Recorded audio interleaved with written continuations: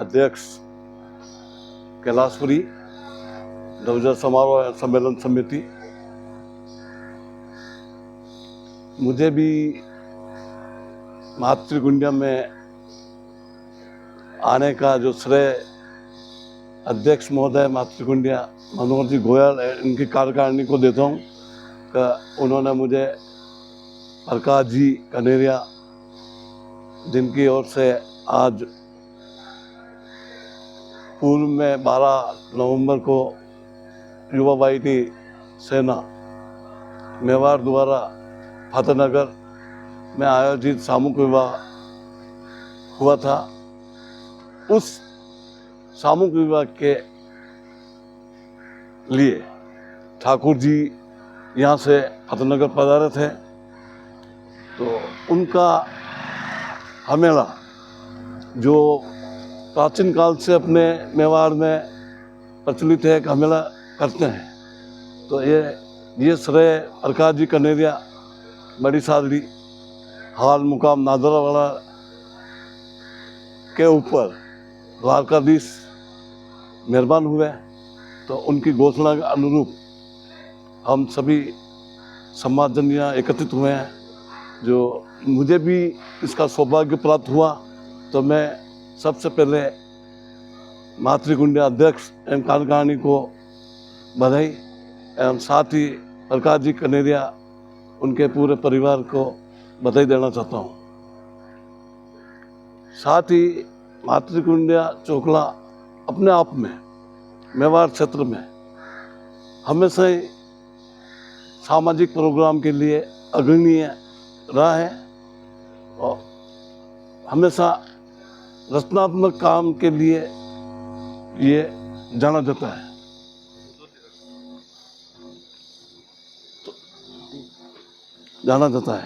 अभी आपका पूछो भली। जिस वट वृक्ष को आपने इतनी मुश्किल से तैयार किया, अब वो मुझे लग रहा है फल देने लगा है। फल तो नहीं है, इसमें काफ़ी कुछ कमियां हैं। अभी समाज में सबसे ज़्यादा पीड़ा मुझे इस बात की है कि जो युवा है और मातृशक्ति है वो समाज के साथ में पूर्ण रूप से अभी जुड़ी नहीं है। तो मैं सभी समाज के युवा एवं मातृशक्ति को निवेदन कर रहा हूँ कि सामाजिक प्रोग्राम में ज़्यादा से ज़्यादा सहभागिता निभावें, जिससे समाज में एकजुटता बने और एक मिसाल कायम होवे, और जिससे सामाजिक जीवन में क्या है कि राजनीतिक क्षेत्र में अगर किसी प्रकार का आपके समाज का कोई प्रतिनिधित्व नहीं है तो ऐसे समाज का विकास भी संभव नहीं है। तो मेरा ये मानना है, अगर समाज को अग्रणी करना है तो युवाओं को सीनियर जो है उनके साथ में कंधे से कंधा मिला के चलना होगा, तभी समाज का विकास हो सकेगा। अन्यथा आपका जो वजूद है समाज का, आएंगे सामाजिक प्रोग्राम होगा और प्रोग्राम हुआ नहीं हुआ, खाना खा के रवाना हो गए, तो इसमें कोई समाज की एकता नहीं रहेगी। मेरा ये मानना है कि ज़्यादा से ज़्यादा संख्या में समाज के युवाओं और मातृशक्ति को इससे जुड़ना चाहिए और युवाओं को आगे आके रचनात्मक ऐसा कोई कार्य है जिसमें समाज की एकजुटता हुए। और समाज के युवाओं को मैं आग्रह करता हूँ, राजनीतिक क्षेत्र में भी अपनी भागीदारी सुनिश्चित करें, जिससे समाज के विकास में काफ़ी योगदान होगा। आदरणीय मनोहर जी पधारे हैं, गोयल साहब, इनकी वजह से मुझे ये भोलेनाथ के दर्शन करने का और ये धर्म नगरी में आने का सौभाग्य प्राप्त हुआ। मैं इनका बहुत बहुत आभारी हूँ। आपके बड़ों के आशीर्वाद से हम चल रहे हैं भाई साहब, और आपके आशीर्वाद से ही ये सब हो रहा है, और आशीर्वाद आपका ही बना रहे। हम आपके अनुज हैं और हमें मार्गदर्शन करते रहें और हम आगे बढ़ते रहें। धन्यवाद। कहीं न कहीं बड़ों को समर्पण भाव रखना पड़ेगा। मैं तो समर्पण भाव तो ये कह रहा हूँ कि मेरे को नहीं रखना। मैं तो सर्वप्रथम आज ही घोषणा कर रहा हूँ, पूर्व में भी कर चुका हूँ कि 50 साल से ऊपर वाले को अपने आप ही हट जाना चाहिए समाज में पद लेने के लिए, और युवाओं को मौका देना चाहिए ज़्यादा से ज़्यादा हर क्षेत्र में। और जो भी सीनियर है उनको महत्वाकांक्षा नहीं रखनी चाहिए कि ये पद पे हम रहेंगे, या युवाओं को आप बैठे रहोगे तो युवा कभी आगे भी नहीं आएंगे, तो समाज का ऐसी परिस्थिति से समाज का कभी विकास नहीं हो सकता है। तो मेरा तो ये मानना है कि समाज विकास चाहता है, कोई भी समाज, तो युवा जब तक नहीं जुड़ेंगे ऐसे समाज का कभी विकास संभव ही नहीं है। उनको ऐसा लगता है कि आप बेस्ट है, युवा को ऐसा लगता है कि आपके होते हुए हम क्यों जिम्मेदारी लें।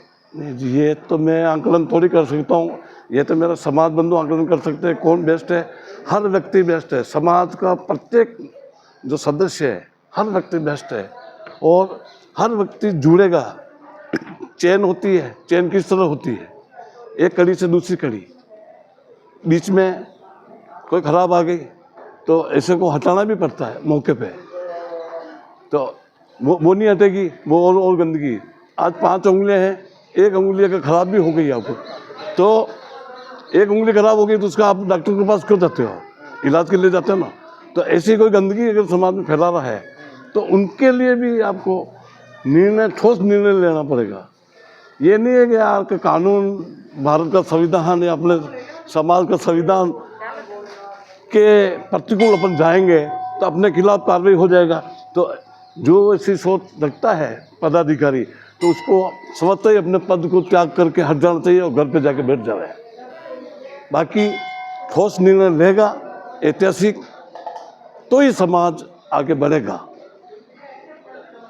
नाम भी सत्य, काम भी सत्य, बात भी सत्य, कहाँ तक चलेगी। मेरे हिसाब से तो मैं सही हूँ, पर हर व्यक्ति का आंकलन अलग है। जैसे सम्मान किसी को मिलता है ना, सम्मान व्यक्ति को एज से मिलता है, उम्र से सम्मान मिलेगा, उम्र से, परंतु उसका क्या बोला है उसको, काम उसका नहीं कर्म, नहीं गर्म नहीं होता है। सम्मान तो उससे मिल जाएगा जो प्रतिष्ठा या जो समाज में जो मिलेगी वो उसके काम। आप प्रशासनिक सेवाओं में भी रहे हैं, क्या अनुभव आपने देखा है, क्या मन में पीड़ा है कि मैं कुछ ये तो करूँगा। मेरे मन में तो ये पीड़ा है जो पुरानी जो चल रही है। मेरे को प्रशासनिक सेवा में 40 साल सेवा करने का अवसर मिला है, और मैं हमेशा ही बिल्कुल कटु सत्य करने के लिए ही वहाँ रहा हूँ। मेरा बैकग्राउंड यही है। तो मैं समाज में भी ये चाहता हूँ जो कोई भी रूढ़िवादिता टाइप जो कोई कार्य कर रहे हैं उनको कम करें, धीरे धीरे करें, और जो बड़े बुजुर्ग हैं उनका सम्मान है, जो अपने बाप दादा करते आए हैं उनके सम्मान में भी आप कमी नहीं रखें। मैं ये नहीं कह रहा हूँ उनका सम्मान बंद कर दो, उनका सम्मान करना पड़ेगा। जो अपन को जो विरासत सौंपी है उस विरासत के अनुसार अपन को आगे लेके बढ़ना पड़ेगा, पर युवाओं को साथ लेके चलना पड़ेगा। मैंने जैसे पहले ही आपको कहा है, खुद को हट जाना चाहिए 50 के बाद में, मौका युवाओं को देना चाहिए। अभी कितना बेस तैयार हो गया और अभी कितनी मेहनत और करनी है। जो वैकल्पिक व्यवस्था है बच्चों के लिए है, तरफ जो वैकल्पिक व्यवस्था हमारे पास नहीं है उस पर बात भी चल रही है आपकी। अभी मेरी बात चल रही है तो 70% तो युवा जुड़े हुए नहीं है समाज से, और वो भी अलग अलग ग्रुपों में बंटे हुए हैं। तो ऐसी स्थिति में मैं तो सभी युवाओं को आग्रह करूं, निवेदन भी करूं कि भाई आप अपनी महत्वाकांक्षा, अपना मनमुटाव अपने सीमित रखो, समाज हित के लिए सभी एक हो जाओ और आगे अग्रणी रहो। और जो सीनियर हैं उनको भी अपने पद से हट के उनके मार्गदर्शन करना चाहिए युवाओं का और मातृशक्ति का। तो समाज का विकास होगा। बाकी तो ठीक है, सामाजिक प्रोग्राम तो होते आए हैं, आज भी आए हैं, हम आए हैं, तभी 11 साढ़े 11 भोजन हो जाएगा। परंतु मेरे को नहीं लगता है कि आज भी कोई सामाजिक विकास के नाम पे मैं जब से जुड़ा हूँ कोई विशेष चर्चा हुई हो, मैंने कभी नहीं देखा है। आपने देखा क्या? नहीं, मैंने नहीं देखा कि सामाजिक वैकल्पिक समाज का के आधार पे नहीं चला है, समाज कोई का कदम लेना पड़ेगा।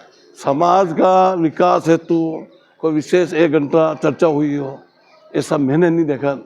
मैं ज़्यादा मैं ज़्यादा नहीं होगा, 10-15 साल से जुड़ा हूँ। उसके पहले नौकरी की वजह से मैं जुड़ा हुआ नहीं था।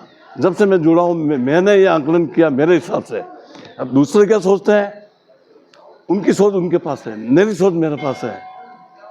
जैसे पहले कहा ना, सम्मान मिलना अलग है, वो सब अलग अलग को आप।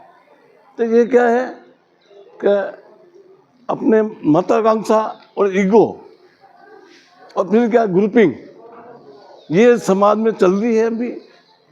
और जो पद पे बैठे हुए हैं पदाधिकारी अपना पद नहीं छोड़ रहे हैं। तो पद नहीं छोड़ने से युवा आगे नहीं आ रहे हैं। क्या युवा? एक बात आपसे पूछी थी, पिछले 40 साल आपने सेवाएं दी, हाँ, इस गुट को तोड़ने में ही आपके 40 साल बीते शायद। नहीं 40 साल गुट को क्यों? मैं 40 साल समाज से जुड़ा हुआ थोड़ी था। नहीं, बहुत सारे वादे करके गए लोग। अधिकारी जब रिटायर होते हैं तो वादे करते हैं कि मैं समाज सेवा करूंगा, लेकिन मुझे तो कहीं याद नहीं, आपके सिवा कोई दिखा ही नहीं आज तक। नहीं, ऐसा नहीं है। सब ने देखो, सुनो परिस्थिति, कल मैं कह दूंगा मेरे दादाजी ये थे वो थे, उनके हिसाब से उन्होंने अच्छा किया। मैं किसी को दोषारोपण नहीं कर रहा हूँ। मेरे पहले जो अध्यक्ष महोदय रहे हैं, जो भी रहे, उनके हिसाब से उन्होंने अच्छा काम किया।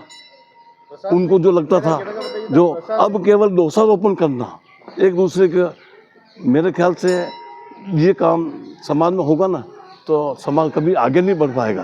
आप अपना बताइए अनुभव, आपके साथ रिटायर हुए कितने लोग सेवा कर रहे हैं? एक का नाम बता दीजिए कि वो सेवा कर रहा है समाज में। समाज में देखो, वो तो सब अपनी रुचि होती है। आप मैं भी चाहता था तो मैं भी 40,000 रुपये की नौकरी कर सकता था, तैयार थी रिटायरमेंट होते ही।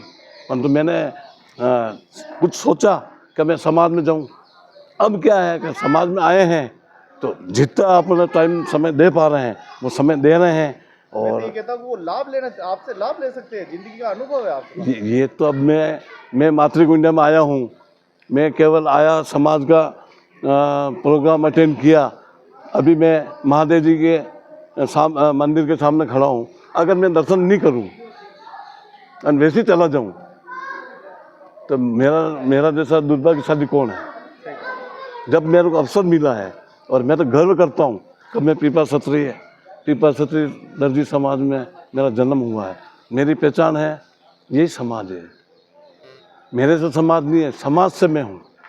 और मुझे गर्व है मेरे समाज पे कि मैं पीपा क्षत्रिय समाज का सदस्य हूँ। हर व्यक्ति को, हर युवाओं को ये चीज़ अग्रणी हर जगह जहाँ भी अपनी उपस्थित देवे एक बताना चाहिए कि मैं पीपा क्षत्रिय समाज से हूँ। परंतु क्या है, जैसे अभी आगामी दिनों में ये जनगणना, केंद्र सरकार जनगणना करा रही है, उसमें मैं सभी समाज के बंधुओं को निवेदन कर रहा हूँ, कोई भी समाज बंधु अपनी गोत्र नहीं लिखावे, गणना होवे उसमें पीपा क्षत्रिय दर्जी समाज जातिगत जन कॉलम आए तो मैं निवेदन करूँगा सभी मेरे भाइयों से, युवाओं से, मातृशक्ति से कि वे अपने जाति के कॉलम में दर्जी, चौहान, सोलंकी, ये चीज़ें गौण है। और आपका राजनीतिक क्षेत्र में आज लगाव इसलिए नहीं है, कोई भी पार्टी हो राजनीतिक, आपका वजूद इसलिए नहीं है, कोई पार्टी आपको मुंह नहीं लगाएगी। क्यों? उनका फर्स्ट कारण यही है, हम जाते हैं, बातचीत करते हैं, वो कहता है आपके तो 3-4 ग्रुप है, गुट है, आपका समाज बिखरा हुआ है, कितने सदस्य हैं। अभी मैं कह दूं, भाई साहब को कह दूं कि बताना आप कितने समाज बंधु अपने व्यवहार में, आपके चौकड़े में कितने हैं, पता ही नहीं होगा। कारण क्या है? बिखरा हुआ। अच्छा, बिखरा हो गया आप समझते हो आपस में मनमुटाव है। मनमुटाव से क्या है, बातें देखो बाहर जाती है, बाहर जाती है तो अब वो लोग सोचते हैं कि यार इनके दर्जी समाज में तो यार आए दिन झगड़े होते रहते हैं, मनमुटाव है, समाज ही एक नहीं है, तो अपने इस लफड़े में क्यों पड़े। आप एक जाओ समाज विकास के लिए एक प्रार्थना पत्र लेके जाओ इन नेताओं के पास में, आपको एक ही जवाब मिलेगा, पहले आप तो एक तो हो जाओ समाज। कटु सत्य है, मैं गया हूँ 2-4 जगह, सांसद के पास भी गया हूँ, विधायक के पास भी गया हूँ, और भी गया हूँ, प्रशासनिक अधिकारियों के पास गया हूँ, तो उनका जवाब ये मिला कि आपके समाज में एकता नहीं है। तो ये कमी मुझे खलती है। आपने पूछा ना क्या है, तो ये कमी मुझे खलती है। और ये गुटबाजी और तोड़ देगी। और ये गुटबाजी हो रही है, तो जब तक गुटबाजी होगी तो आपका वजूद राजनीतिक क्षेत्र में नहीं है, राजनीतिक क्षेत्र से आप पिछड़ रहे हो, इसका मतलब आपका समाज का विकास कतई, मैं एकलिंगनाथ मंदिर के सामने खड़ा हूँ, कभी नहीं हो सकता। आपका समाज का विकास चाहिए तो आपको राजनीतिक क्षेत्र में आपको समाज का लोहा मनवाना पड़ेगा कि हमारा समाज भी कुछ है। आज मैं एक छोटा सा उदाहरण दूँ, समाज के किसी सदस्य के कोई भी घटना दुर्घटना हो जाए, ज्ञापन देना हो तो मैं लिख के दे रहा हूँ आज यहाँ धर्म नगरी से, 100 समाज बंधु इकट्ठे नहीं होंगे, कारण मन मिटावे, एकता नहीं है, आपसी मन मुटावे, तो फिर क्या करोगे आप। 5 आदमी कुछ नहीं कर सकेंगे। जब ये मुट्ठी है, 1 उंगली 2 उंगली नहीं होगी, मुट्ठी भी आपकी से बंद नहीं होगी, कोई पकड़ नहीं पाओगे। आज माला है, माला चलेगी, पूरी होगी तो माला है, बाकी तुम आप बिखर जाओगे तो उसका नाम भी चेंज हो जाएगा, मोती हो जाएगा। एक चीज मुझे पूछनी थी कि अभी सामाजिक स्थिति क्या है समाज की, क्या बड़ों को देखकर चरण वंदन किया जाता है, कितने करते हैं, तो कितनी संख्या में करते, थोड़ा सा ये पूछना था। देखो अपने समाज की बात नहीं है, चरण वंदन तो आप बहुत पीछे छोड़ चुके हैं। ये संस्कार तो अपने अब समाज में, अपने समाज के अलावा दूसरे समाजों में नहीं रहा है। और कुछ है क्या है, चरण स्पर्श की जो बात कर रहे हो, ये अपने अपने परिवार से संस्कारित है। कोई लड़का लड़की जो शुरू से छोटा है तब से अगर चला है तो मैं निश्चित रूप से कह सकता हूँ, ऐसे परिवार के बच्चे जब कहीं जाते आते हैं उनको साथ ले जाते हैं। अब जैसे मैं मेरे बच्चों को कहीं सामाजिक प्रोग्राम में नहीं ले जाऊँगा तो उनको अनुभव कैसे होगा, वो कब सीखेंगे, और बच्चे कब सीखेंगे। मैंने मेरे माता पिता के चरण स्पर्श नहीं किए तो वो भी मेरे नहीं करेंगे, और मेरे नहीं करेंगे तो दूसरे से क्या अपेक्षा करेंगे। तो ये संस्कार स्वयं से चलो, आप लेके आप स्वयं से तुलना करो कि अगला आदमी मेरे को कोई टोक रहा है, कोई बात कह रहा है, तो फिर उसका मनन करो कि भाई मैं गलत हूँ क्या। अगर आप गलत नहीं हो तो निश्चित रूप से आपको किसी से दबने की जरूरत नहीं है। आपने जो सोच रखा है, जो आपके विचार हैं, उसको विचारों को लेकर आगे बढ़िए। आप ईश्वर आपकी मदद करेगा। बाकी इनके दूसरों जो आपके आप 99 काम अच्छे करो, एक काम खराब हो गया आपसे, वो इंजारी में एक काम के लिए देखने के लिए समाज तैयार है कि एक काम इनका कोई बैक फुट बनाने के लिए अगर नजर आ जाए तो इस आदमी को हम ऐसा कर देंगे कि दादू में आना भूल जाए। वो लोग इंजारी में रहते हैं। तो कितना ही काम करो आप समाज के लिए, तो आपको समाज जब आप सम्मान दे सकती है, आपको अर्थ से अर्थ तक पहुंचा सकती है, तो अर्थ से नीचे भी लाके पटक सकती है, वही समाज है। तो जितना भी मैं तो आग्रह करूंगा, जितना भी समय मिले रचनात्मक रूप से प्रत्येक समाज बंधु को समाज में अपना अमूल्य समय देना चाहिए और समाज को अग्रणी बनाने में योगदान देने, ऐसा मेरा निवेदन है। जय हिंद, जय भारत। बहुत बहुत धन्यवाद। बहुत ही अच्छा सत्यनारायण जी मकवाना साहब ने हमारे साथ ये पूरा अनुभव साझा किया है। शायद कुछ लोगों के समझ में, भेजे में ये बात उतर जाए कि ये आपके दोस्त हैं, ये आपके मित्र हैं, ये आपके पुरोधा हैं जो आपके बारे में दिन रात सोचते हैं। इन्होंने अपने जीवन के 40 साल राजकीय सेवाओं में बिताए। अब इनका लाभ लीजिए, इनके अनुभव का लाभ लीजिए। आप बड़े हैं, आप खूब बड़े बनिए, लेकिन बड़ों को मत भूल जाइए कि बड़े भी अभी ज़िंदा हैं और वो आप लोगों के हित के लिए हमेशा लड़ रहे हैं, आप लोगों के अधिकार के लिए लड़ रहे हैं। आप लोगों की जहाँ भी बात होती है, शायद मैंने अधिकारी वर्ग में आपको पहला अधिकारी देखे जो समाज के लिए इतना समर्पित भाव से काम करते हैं। मैंने कई डीएसपी देखे, कई एसपी देखे, कई सचिव देखे, कई ग्राम सेवक देखे, कई बीडीओ देखे, कई एसडीएम देखे कि जो वादे करके जाते थे, मेरे ही चैनल पे इंटरव्यू देके जाते थे कि मैं अब एक ही काम करूंगा, समाज सेवा, और वो समाज सेवा का नामो निशान उनके चेहरे पे नहीं है। अपने घर में आलू और भिंडी काटते हुए आज भी वो दिखाई देते हैं। इसका एक निसंदेह काम है। उसका क्या है, उनको थोड़े टाइम के लिए क्या है कि समाज में बनना, अपनी पहचान, तो पहचान बनाने के लिए बहुत से रास्ते हैं। आप एक खाना बोल दो, आपके पीछे पीछे रहेगी समाज। दो घोषणा कर दो आप छोटे मोटे खाने की, तो मुझे नहीं लगता है आपकी पहचान नहीं होगी। दो चीज़ से पहचान होगी। मेरा जो अनुभव है, या तो अच्छा काम करो, तो अच्छा काम में आपकी पहचान होने में थोड़ा समय लगेगा, या एक बुरा काम ऐसा कर दो जो आपको अर्जेंट नीचे से ऊपर तक पहुंचा देगी आपकी पहचान। बहुत बहुत धन्यवाद। एक सत्यवादी की बात करने वाले सत्यनारायण जी है। इंसानों की कदर कर लीजिए। इनके जाने के बाद मूर्ति बना दो, भंडारा करोगे, कोई मतलब नहीं है। जितना लाभ लेना है अभी ले लो, साक्षात तुम्हारे सामने खड़े हैं। और इस समाज को आगे बढ़ाओ, एकता रखो, खंड खंड में मत बांटो। खंड खंड में बंटने से समाज बढ़ जाएगा, समाज एक दूसरे का मूल पहचान भी खो देगा। और अभी तो समस्या चौकला लेवल पे हो गए चाहे कहीं पे भी हो गए, कठोर निर्णय पदाधिकारी को लेना चाहिए, और कठोर निर्णय नहीं लेंगे तो आज समाज जिस जगह चल रहा है उससे भी नीचे चला जाएगा। आप इसको संविधान का या समाज का ये हवाला देके आप अपने जो आपकी जो मुँह मोड़ रहे हो, ये कह के अपना संविधान अलाउ नहीं करता, ऐसा हम फैसला करेंगे तो हमारे खिलाफ कार्रवाई हो जाएगी। तो ऐसे आदमी को मेरे ख्याल से आगे नहीं आना चाहिए। और ऐसे जो आगे आ रहा है और उनके विरुद्ध कोई भी ग्रुपबाजी कर रहे हैं, तो ग्रुपबाजी करने वालों को भी समाज बंधु से निवेदन है, वो ऐसे व्यक्ति को ग्रुपबाजी कर रहे हैं समाज में, उनका सहयोग नहीं करें। बहुत बहुत धन्यवाद। बहुत ही अच्छी लंबी बात हुई, लगभग 22 मिनट तक हम बात करते रहे। और आप कह रहे थे नहीं बोलेंगे, लेकिन आप इतना कुछ खजाना आपने दिया है। शायद ये खजाना है, अगर मैं मानूँ तो।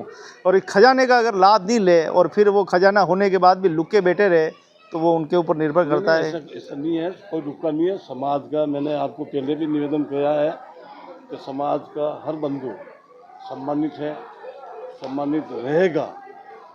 बस विचार है, मेरी आंखें हैं, मेरी आंखें क्या देख रही है, बस ये मेरे को निर्णय करना है। तो ये चैनल बनाया गया है संत शिरोमणि पिपाजी महाराज ऑफिस।